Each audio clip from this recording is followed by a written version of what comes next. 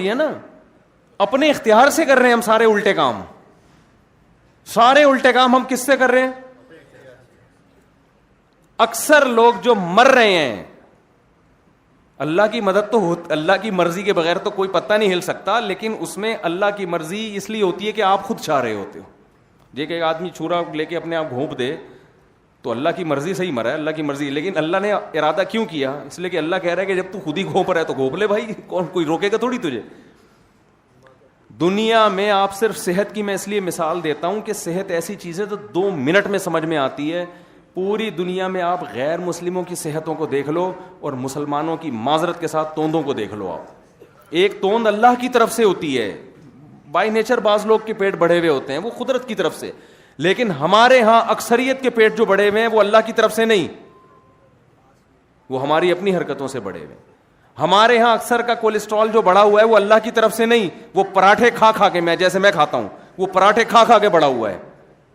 ہمارے ہاں جو درجنوں عورتیں بیوہ, طلاق یافتگان اور کماریاں بیٹھے بیٹھے بڈھی ہو رہی ہیں, ان کے علاج ہم نے وظیفوں میں تلاش کیے ہوئے ہیں. تو یہ گھر میں جو بیٹی عذاب بن چکی ہے یہ اللہ کی طرف سے نہیں, یہ ہماری وجہ سے کہ مرد نکاح کر نہیں رہے اور زیادہ نکاح کرنے کے لیے تیار نہیں ہو رہے. عورتیں زیادہ ہیں مرد کم ہے, تو کوئی دنیا میں پاگل اس کا علاج وظیفوں میں تلاش کرے تو بیوقوف ہے نا. وہ ایک چیز ہے ہی نہیں. 2 روٹیاں ہیں, بندے 4 ہیں, آپ کو چاروں کو ایک ایک مل جائے, نہیں مل رہی تو آپ وظیفے پڑھوانا شروع کر دو, ملے گی.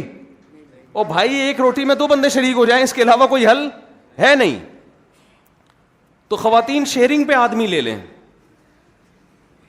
بھائی. بندے اچھے رشتے مارکیٹ سے شارٹ ہیں تو جو ہیں وہ 4 عورتوں میں شریک ہو جائے. جب لوگ دبئی جاتے ہیں, مجھے ایک بات بتاؤ, دبئی میرا یہ ٹاپک نہیں ہے سمجھانے کے لیے, یہ سمجھانے کے لیے میں, دبئی جو لوگ جاتے ہیں نا, مزدور لوگ, بیچاروں کو دہاڑی ملتی ہے, وہ کمرہ نہیں لے سکتے پورا رینٹ پہ, تو جس نے لیا ہوا ہے اسی سے آدھا لے لیتے ہیں. کیا خیال ہے بھائی, تو کرایہ دے ہی رہا ہے, آدھا میں دے دوں گا, آدھا کمرہ کسے دے دے, مجھے دے دے.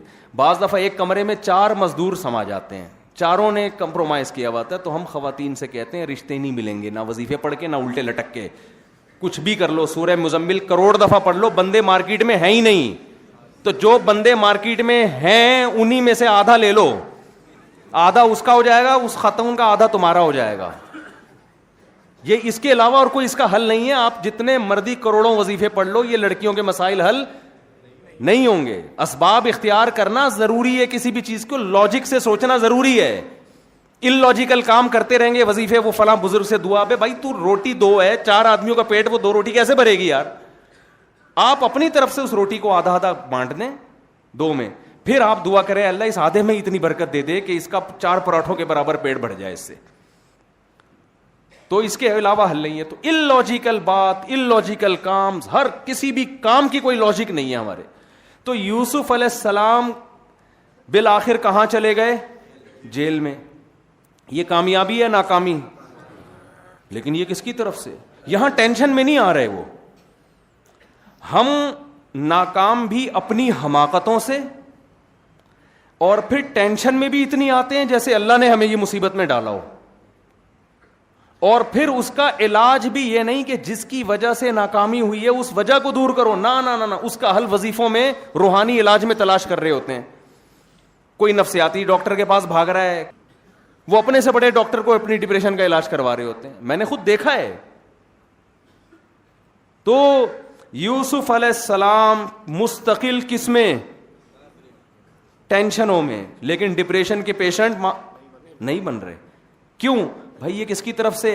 اللہ کی طرف سے. بس جو اللہ کی طرف سے, اللہ ناکامی کے نقشوں میں کامیابی پیدا کر سکتا ہے. یہ چیز گورے کے پاس نہیں ہے. گورے کی کامیابی آپ کو نظر آتی ہے, ان کے ناکام لوگ مارکیٹ میں نہیں آتے. ان کے جو ناکام لوگ جب آپ جا کے دیکھو تو وہ خودکشیاں کرتے ہیں. یہ جو کہتے ہیں نا کامیاب لوگوں کی 7 علامتیں, جو یہ علامتیں گوروں نے کتابیں بڑی زبردست لکھی ہوئی ہیں, جس میں یہ علامتیں وہ کامیاب ہو جائے گا, تو وہ ان لوگوں کی مثالیں ہوتی ہیں جنہوں نے وہ کام کر کے کامیاب ہوئے. بہت سے ایسے ہوتے ہیں ان سے ڈبل کر کے بھی ناکام ہوئے ہوتے ہیں, کیونکہ کامیابی ناکامی کے اسباب آپ کے ہاتھ میں ہیں, نتیجہ اللہ نے کسی کے ہاتھ میں نہیں رکھا.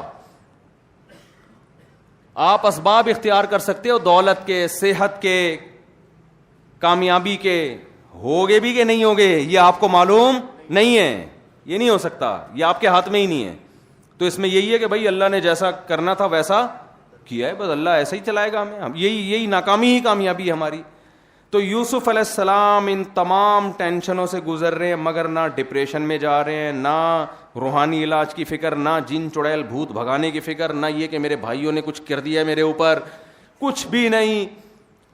اور پھر بالآخر اس کے بعد جب ایک خواب کی تعبیر بتاتے ہیں اور رہائی کا امکان بن جاتا ہے. خواب کی تعبیر بتائی, وہ تعبیر سچی نکلی, اس کو یوسف علیہ السلام نے کہا جا کے بادشاہ سے کہنا میرا تذکرہ کرنا تاکہ مجھے یہاں سے نکالے. اب دیکھو یوسف علیہ السلام کے پاس کامیابی کا ایک آپشن آیا, اس کو انہوں نے ضائع نہیں کیا. یہ نہیں کیا کہ میں جیل میں بیٹھا ہوں اللہ ہی بس نکالے گا مجھے, تو جب نکالنا ہوگا نکال دے گا.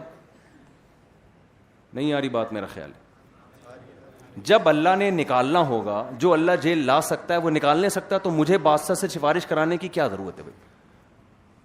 ایک موقع ملا نا یوسف علیہ السلام کو, پورا واقعہ تو آپ کو معلوم ہے نا. دو بندوں کو یوسف علیہ السلام نے خواب کی تعبیر بتائی, ایک کو بتائی تجھے لٹکا دیا جائے گا پھانسی پہ, دوسرے کو بتایا تو کیس سے بری ہو جائے گا, بادشاہ کو تو شراب پلایا کرے گا. یہ یوسف علیہ السلام نے تعبیر بتائی.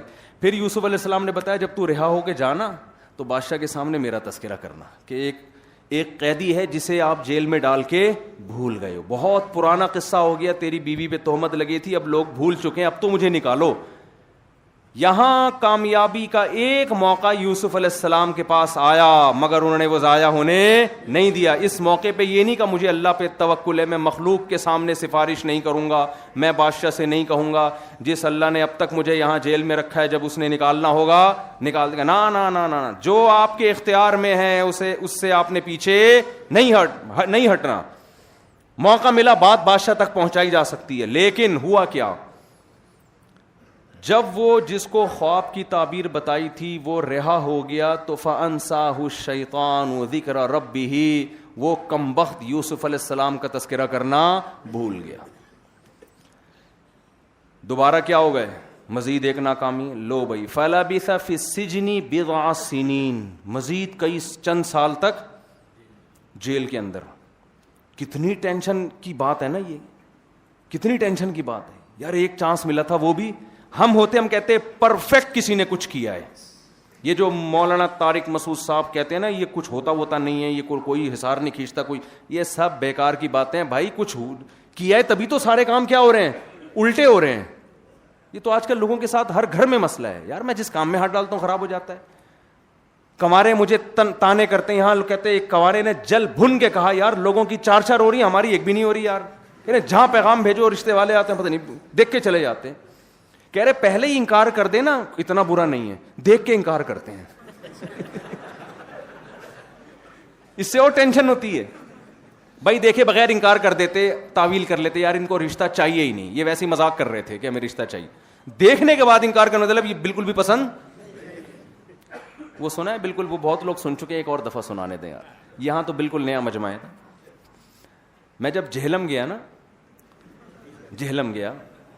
تو وہ جو محترم تھے انہوں نے 10 پوائنٹ بیان کیے کہ مفتی صاحب کتابوں کا بورا لے کے کیوں آئے, جہاز میں آئے, جہلم اور کراچی کا فاصلہ انہوں نے کلومیٹر میں کیوں بیان نہیں کیا, یہ سب باتیں تھیں نا.